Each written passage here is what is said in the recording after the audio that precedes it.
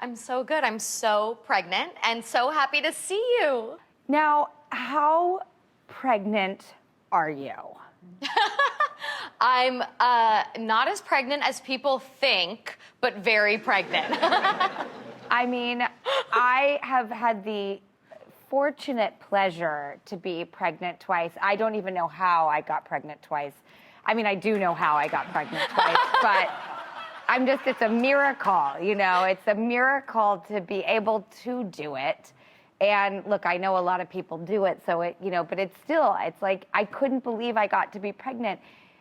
But towards the end, you're just like ready. Yeah, I've hit the point where like halfway up the stairs, I have to sit down sometimes and maybe a tear rolls down a couple times a week.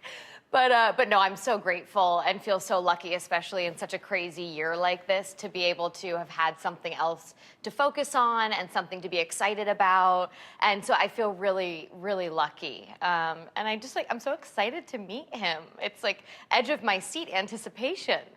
May I ask though, because I just think being pregnant in itself can be so unknown and intimidating and wildly wonderful. And then on top of it, with a pandemic, how have you mentally overcome or dealt? Well, I feel so lucky because literally 4 of like my close girlfriends were pregnant this year or have had a baby this year.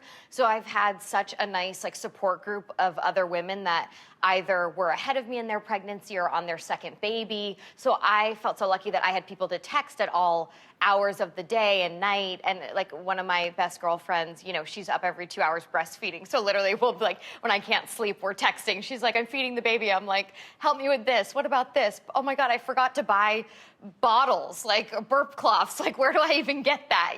So it's been like so nice to be able to have like other women to talk to that are going through that. So I think if I was the only person pregnant during this pandemic and isolation, I would feel even more isolated. So I'm just so grateful that like I haven't ever felt that way for a second during this whole process. Now, a complete pivot, but one of the things that when I was doing my research in anticipation of our conversation, I watched Holidate. By the way, what a fun movie.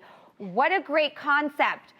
I mean, I love romantic comedies, so. Me too. They're the best. They're medicine. They're happy. They're hopeful. They're escapist. They're, they give you hope. I love them so much. But this one to me has a very fresh concept.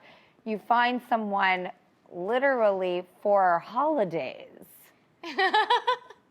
Yeah, it's basically so you don't have to have your parents be like, so who are you dating? Are you seeing anyone? Are you happy? What's going on? Like you bring basically like a wingman or a wing woman, and then people kind of leave you alone because, you look like you have it together.